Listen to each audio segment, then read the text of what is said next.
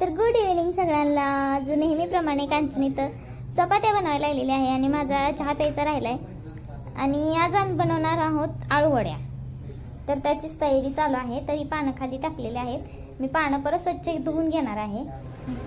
आणि इथं बघू शकताय मी वाटण करायला लागले. तर यामध्ये ना थोडीशी कोथिंबीर, लसूण, मिरच्या, म्हणजे मिरच्या तुमच्या टेस्टनुसार टाकू शकता, आणि थोडासा गरम मसाला, जिरे आणि हे सर्व साहित्य टाकून ना एकदम बारीक करून घेणार आहे.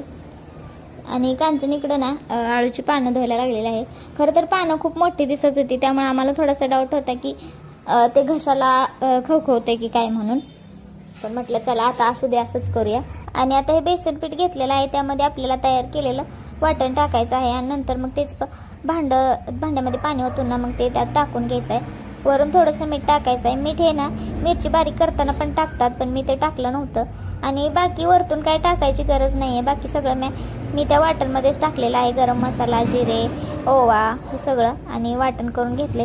तर कांचनचं ते होतंय तोपर्यंत मी इकडं बटाटे चिरून घ्यायला लागलेले आहे. आणि कांचन इकडं पानांना लावायला लागले. तर काल एक कमेंट आली की दोघी मिळून एकत्र किती छान काम करता, आणि एकत्र केल्यामुळे ना पटकन काम होऊन तुम्हाला पण आराम मिळत असेल. तर होय, तसंच असतंय आमचं. आम्ही आमचं लवकर स्वयंपाक आवरत असतोय आणि नंतर मग घरातली बाकीची कामं आवरून मग काय परत निवांतच असतोय, असं असतंय आमचं.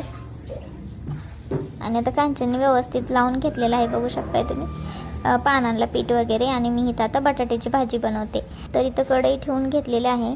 आणि हे स्टँड आणल्यापासून ना मला व्हिडिओज बनवायला ना खरंच खूप सोपं झाले. म्हणजे बऱ्यापैकी मी तुम्हाला असं व्हिडिओ दाखवू शकते आणि कॅमेरा क्वालिटी पण मला आता बरी वाटायला लागले, असं आहे. तरी पण तुम्ही अगोदरच्या पण व्हिडिओला खूप प्रेम दिलं आणि खूप छान प्रकारे त्या व्हिडिओला तुम्ही लाईक केलं आणि खूप छान कमेंट्स वगैरे केल्या. तर त्यासाठी थँक्यू सो मच.